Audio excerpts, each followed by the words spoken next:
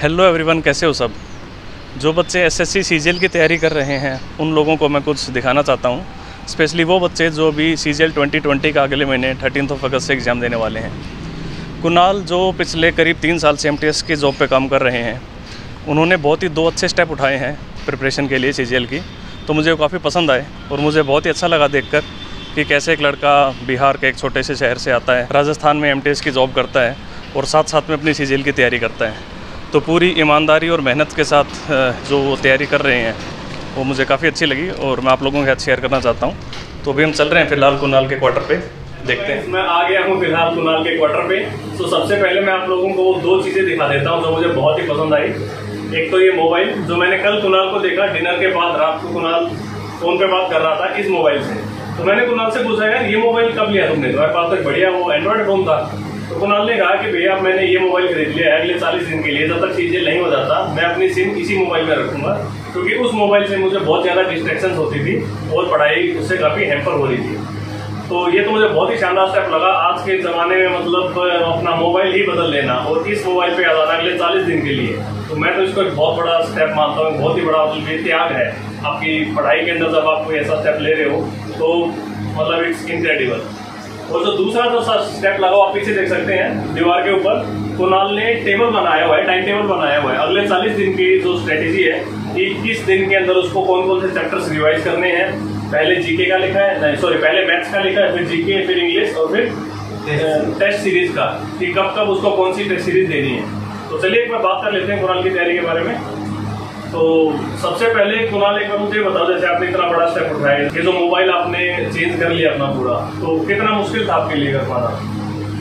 मुश्किल तो था क्योंकि आजकल विदाउट एंड्रॉइड फोन का तो कुछ होता ही नहीं है। कुछ भी सर्च करना है तुरंत फोन निकालो, सर्च करो। फिर कोई भी पढ़ाई से रिलेटेड कहीं भी फंस रहे हो तो आप तुरंत उसको देख लेते हैं। और रही बात एंड्रॉइड फोन की, तो आप देख सकते हैं कि अगर आप यूट्यूब पर 1 घंटा पढ़ते हैं तो गारंटी मैं लिख कर देता हूँ कि 2 घंटा ऐसी फालतू चीजें देखेंगे जो कि आपकी यूज की है ही नहीं, वो बेकार है। आप मतलब आप 1 घंटे के कारण 2 घंटा अपना बर्बाद कर दिया। और रही बात अभी 40 दिन बचे हुए हैं, तो इस 40 दिन में 2-2 घंटे के हिसाब से 80 घंटा आप बर्बाद कर सकते हैं उस पर। तो मैंने सोचा कि उस 80 घंटा को क्यों ना यूटिलाइज किया जाए, और मैंने उस मोबाइल को छोड़ दिया है बस एग्जाम तक के लिए। तो जैसा कि आप लोगों को पता ही है, कुणाल ने सीजीएल 19 का भी एग्जाम दिया था, तो काफी बच्चे कमेंट से पूछ रहे थे कि सर उनका क्या हुआ।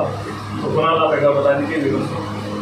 मेरा तो मैंने भी कमेंट पढ़ा कि उसमें बहुत सारे दोस्त साथी हैं जो पूछ रहे थे कि रिजल्ट का क्या हुआ।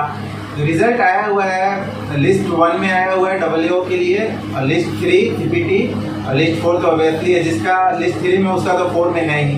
तो ये तीनों लिस्ट में मेरा आया हुआ है। लेकिन अभी ये फिक्स नहीं है कि क्या नंबर है, वो तो 9 तारीख को आएगा तो पता चलेगा कि कितना नंबर मिला है, मतलब कट ऑफ कितना हाई गया है। तो उस हिसाब से मैंने 2020 की तैयारी भी स्टार्ट कर रखी है, क्योंकि पता नहीं, पिछली बार भी आप लोगों ने देखा था CPT जिसने दिया था उससे 7 से 8 नंबर ज्यादा गया था फाइनल लिस्ट में। तो अभी भी वही मान कर चलिए, तो अभी से मेहनत तो करनी पड़ेगी जब तक मार्क्स नहीं आ जाता। और मार्क्स भी आ जाता है तो ये फिक्स नहीं है कि आपको कौन से पोस्ट मिल सकती है।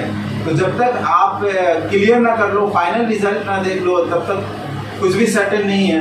बिल्कुल। तो इसलिए मैंने इसकी भी तैयारी जारी कर दी है।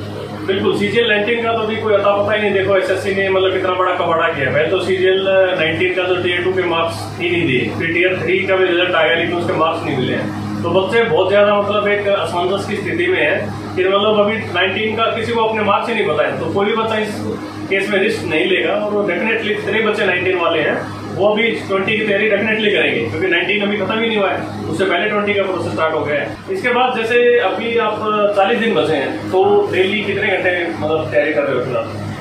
एक्चुअली सैटरडे संडे वो तो ज्यादा समय मिलता है, उसी दिन तैयारी होती है। और डेली जॉब में भी जाना रहता है, तो शाम में आकर जो भी 7-8 बजे के बाद बैठते हैं 2-3 घंटे। फिर सुबह में भी सुबह में जग कर वर्क रिविजन किए तो किए, नहीं तो ऑफिस की तैयारी कर लेते जाने के लिए। तो फिर इसी में देखिए डेली 3-4 घंटे तो निकाल ही लेते हैं। और सैटरडे संडे आपका है तो मेरा जितना मतलब जितना हो सकता है मैं डेडिकेट करता हूँ स्टडी। बिल्कुल, वर्किंग पीपल के लिए तो देखो सैटरडे संडे ही एकदम मतलब भगवान के जैसे होते हैं। जब एग्जाम पास है, 40 ही दिन बचे हैं, तो आपके पास मुश्किल से 5 सैटरडे संडे आपको मिलने वाले हैं।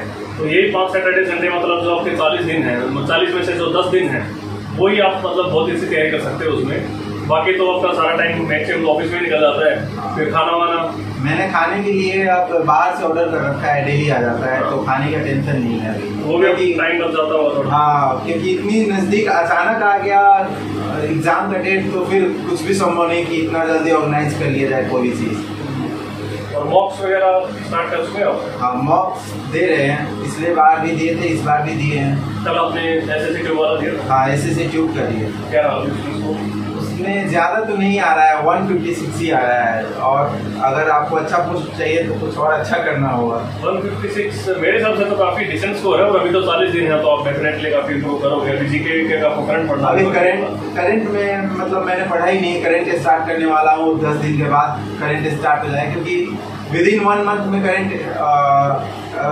करंट मतलब पूरा किया जा सकता है आसानी से। तो मैं अभी सोच रहा हूँ स्टडी कर लूँ, उसी से मैं फिर आगे 10 दिन बाद करंट भी स्टार्ट कर लूँगा। तो क्या सोचा कितने वगैरह मॉक्स देने हैं? अभी कुछ परचेज कर रखे हैं या फिर क्या टारगेट का इतने मॉक्स तो देने ही हैं एग्जाम से पहले? डेली कितने दे रहे हो? 20 से 25 मॉक्स तो मिनिमम देने ही हैं, और डेली तो अभी नहीं दे रहे हैं, लेकिन अब डेली स्टार्ट करना है मेरे को। और एसएससी ट्यूब का जो लाइव आता है टेस्ट, वो तो डेफिनेटली देते हैं। और उसके बाद देखिए कि टेक्स्ट बुक का मेरे पास है, मैंने ले रखा है उसका सीरीज, तो टेक्स्ट बुक भी चालू कर देंगे। बिल्कुल, टेक्स्ट बुक के भी काफ़ी अच्छे मॉक टेस्ट हैं। एसएससी ट्यूब और क्यू मैथ्स ये लोग भी करवाते रहते हैं, इनके भी काफ़ी अच्छे मॉक टेस्ट। तो अपने कुछ सभी टारगेट है, कुछ मन में कोई फिगर लेके चल रहे हो कि हाँ मुझे इतना स्कोर करना है टीयर 1 के अंदर? कोई ऐसा आंकड़े तो आप सुनना चाहते हो? एक्चुअली आंकड़े का तो कोई पता नहीं है, लेकिन मैं अपना 100% देने की पूरी कोशिश करूंगा कि मैं जितना पढ़ रखा हूँ, मैंने जितना पहले कर लिया और अब करूंगा, वो सारे एफर्ट लगाकर मैं अपना 100% दूंगा। अब जितना भी मार्क्स है ये तो जरूरी नहीं है, क्योंकि किसी शिफ्ट में टफ आता है, किसी शिफ्ट में इजी आता है, तो ये फिक्स नहीं है, लेकिन अपना 100% देने की पूरी कोशिश करूंगा। और ये 40 दिन है, तो बस इसी में डूब जाना है। बिल्कुल, सेटिस्फेक्शन देखो तभी मिलता है जब आप अपना 100% देते हो किसी एग्जाम के अंदर। अगर आप 100% न देकर एग्जाम दे रहे हो और आपके 170-80 भी आ जाते हैं, तब भी आपको कहीं ना कहीं मन में मलाल रहेगा कि काश 100% दिया होता, थोड़े और ज्यादा आ गए होते। और अगर आप अपना 100% देकर भी 120, 25, 30 लेके आ रहे हो, तब भी आपको ये तो रहता है कि हाँ चलो मैंने अपनी तरफ से पूरी कोशिश की थी, एग्जाम टफ आ गया या और जो कंडीशन थी वो मेरे लिए फेवरेबल नहीं हुई, तो हो सकता है एग्जाम थोड़ा खराब हो गया। लेकिन 100% देना देखो सबसे बड़ी बात है। उसके बाद जो स्कोर आए बस ऊपर वाले की मर्जी। तो अभी जैसे काफी कम दिन रह गए हैं सीजीएल के लिए, तो अभी आप क्या स्ट्रेटेजी फॉलो कर रहे हो, या फिर आप क्या चाहोगे सीजीएल के एस्पिरेंट को क्या लास्ट के 30-40 दिन के अंदर किस प्रकार से तैयारी करनी चाहिए जिससे वो अपना मैक्सिमम स्कोर लेकर आ सके? देखिए, ये डिपेंड करता है स्टूडेंट कब फ्री है, कब उसके पास टाइम है, और कब किस सब्जेक्ट को वो प्रीफर करता है पढ़ना। बहुत लोग सुबह में जीके पढ़ना प्रीफर करते हैं, तो बहुत लोग मैथ बनाते हैं सुबह में। तो ये डिपेंड करता है कि वो बंदे को कौन सा टाइम किस सब्जेक्ट के लिए सूटेबल है। और मैं कहूँगा कि आपके पास मतलब पूरी टाइम है। हम लोगों के पास तो जॉब करना होता है, साथ में कुछ टेंशन रहता है, ऑफिस का भी टेंशन रहता है, आप लोगों को सिर्फ पढ़ना है। तो आप पूरा 100% दो इस बार, क्योंकि आगे का पता नहीं है कि अभी 21 का नोटिफिकेशन नहीं आया है सीजीएल का। तो मैं कहूँगा, और स्ट्रेटेजी अपने अनुसार फिट करो। 40 दिन का ऐसा स्ट्रेटेजी बनाओ कि वो सारा चीज कवर कर जाओ जो पहले पढ़ चुके हो और जो आगे पढ़ना भी है। अगर ऐसा लग रहा है कि कोई सब्जेक्ट मेरा कमजोर है, उसको भी पूरा करना है, तो आप उस सब्जेक्ट को अपने अनुसार ढाल लो कि इसको ऐसे पढ़ेंगे तो ये कंप्लीट हो जाएगा। तो मैं आप लोगों से यही कहूँगा कि आप अपना खुद का स्ट्रेटेजी बनाइए और खुद का 40 दिन का रूटीन बना लीजिए, फिक्स कि ये कर लेना है। इससे आपको दो चीज का फायदा हो जाएगा, वो पूरा कंप्लीट भी हो जाएगा, रिवाइज भी हो जाएगा, और नजदीक है तो वो याद भी रहेगा, क्योंकि ज्यादा दिन हो जाता है तो याद नहीं रहता है। और एक और बात, आप नोट्स जरूर बनाइएगा जब पढ़ते समय। लास्ट के 5 दिन कुछ मत पढ़िएगा, उस नोट्स को पढ़िएगा जो आपने 35 दिन में किया है। उस 35 दिन का, क्योंकि वो नोट्स अगर आप नहीं किए तो फिर बेकार हो जाएगा। आपने पढ़ा, जो नहीं आया उसको तो नोट किए थे और वही नहीं किए, तो फिर आपका पढ़ाई बेकार चला जाएगा। मतलब आप जो मार्क्स गेन करना चाहते हो उससे कुछ मार्क्स से चूक हो सकती है, कुछ मार्क्स कम आ सकते हैं। तो आप खुद से स्ट्रेटेजी बनाइए, यही सबसे अच्छा आपके लिए होगा। बिल्कुल सही बात है। देखो, हर इंसान को अपनी औकात पता होता है, सबको पता होता है कि वो फिलहाल कितना सिलेबस कर चुका है, वो किस जोन में है। तो मतलब स्ट्रेटेजी, आप दूसरे की स्ट्रेटेजी से कुछ पॉइंट्स पिक कर सकते हो। हाँ, मतलब ये नहीं है कि आप 100% कॉपी नहीं कर सकते किसी और की स्ट्रेटेजी। सबका एक अलग रूटीन होता है, सबके मतलब अलग अलग ग्रैब करने की पावर होती है। तो बस आप कुछ मेन पॉइंट्स ले सकते हो दूसरों की स्ट्रेटेजी से, लेकिन आपकी अपनी होगी जो भी होगी 100%।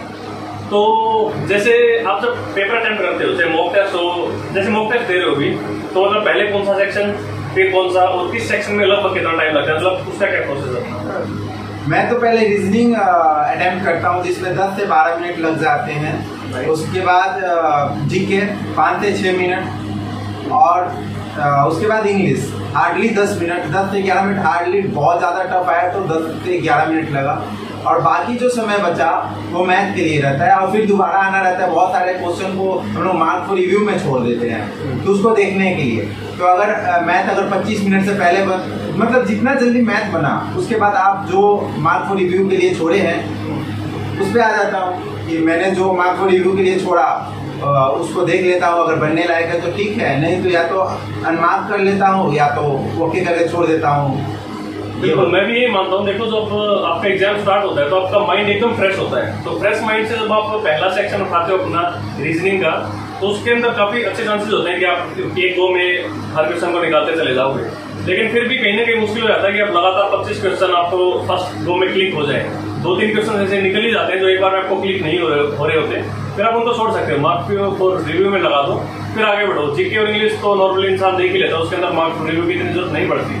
फिर आप मैथ्स को अटेम्प्ट करो, मैथ्स अटेम्प्ट करने के बाद तो लास्ट के फिर से अगर आप 5-7-10 मिनट बचा लेते हो तो और बढ़िया है। आप वापस से रीजनिंग पे आओ, जो अपने छोड़े हुए थे क्वेश्चन, हो सकता है सेकंड टाइम जब आप आओगे तो 2 सेकंड में वो क्वेश्चन क्लिक कर जाए। ऐसा हो जाता है, क्योंकि मेरे साथ भी हुआ था। पिछली बार सीजीएल में दे रहा था तो मेरे साथ 2 रीजनिंग में मैंने 4 मिनट दिया, 4-5 मिनट से ज्यादा हो गया था, और आकर दूसरी बार आया तो वो मेरा मतलब 30 से 40 सेकंड में दोनों बन गया। मैं वो पॉइंट पढ़ ही नहीं रहा था, जो पॉइंट लिखा हुआ था वो पढ़ ही नहीं रहा था। बार बार मेरे दिमाग में चल रहा था कि ये बन क्यों नहीं रहा है। तो आप स्किप भी कर सकते हो उस समय। आम बात है, होता है, सबके साथ होता है। कई बार एक चीजें आसान चीज होती है, लेकिन वो माइंड उस चीज को उस टाइम पे क्लिक नहीं करता। सेकंड टाइम जब आप आते हो तो लगता है तो कितना आसान था, मैंने काम 2-3 मिनट पहले उसमें खराब कर दिया। तो मतलब यहाँ पे क्वेश्चन के साथ गुत्था नहीं होना होता आपको, ईगो पे नहीं लेना कि नहीं कैसे नहीं निकल रहा है तो उसको निकाल के ही छोड़ूंगा। कोई नहीं निकल रहा, छोड़ दो, दोबारा आओ तब देख लो। लास्ट में जब टाइम नीचे बचे तब उसको उस पर लगाओ। स्टार्टिंग में आप टाइम खराब मत करो उन क्वेश्चन पे रीजनिंग के अंदर जो आपसे एक क्लिक में नहीं हो रहे हैं। और कोई आपसे हो रहा है कि नहीं हो रहा है, आपको स्टार्टिंग के कुछ सेकंड में पता चल जाता है कि हाँ मैं इसको कर लूंगा, मतलब क्लिक हो रहा है नहीं हो रहा है। 15 सेकंड से अगर आप ज्यादा लगा रहे हो और ब्लैंक निकल गया, दिमाग में कुछ भी नहीं आ रहा है, then I would suggest go to the next question and after finishing your math section then come back to that reasoning part again and then attempt those questions। तो चलिए इस वीडियो में इतना ही रखते हैं। मैं थैंकफुल हूँ कुणाल का, मुझे बहुत अच्छी लगी है 2-3 चीजें जैसे स्टेप उठाए, मतलब अच्छी तैयारी कर रहे हैं, मोबाइल का त्याग कर दिया, एक अच्छा टाइम टेबल बना के उसको फॉलो कर रहे हैं। इनफैक्ट शायद मैंने थोड़ा बहुत टाइम टेबल बिगाड़ दिया अभी 15-20 मिनट की खराब नहीं है। तो काफी अच्छा लगता है भी नए बच्चों को आते हुए देखना, सीजीएल की तैयारी कर रहे हैं। तो चलो इस वीडियो में इतना ही रखते हैं। Tata, take care, bye. Thank you.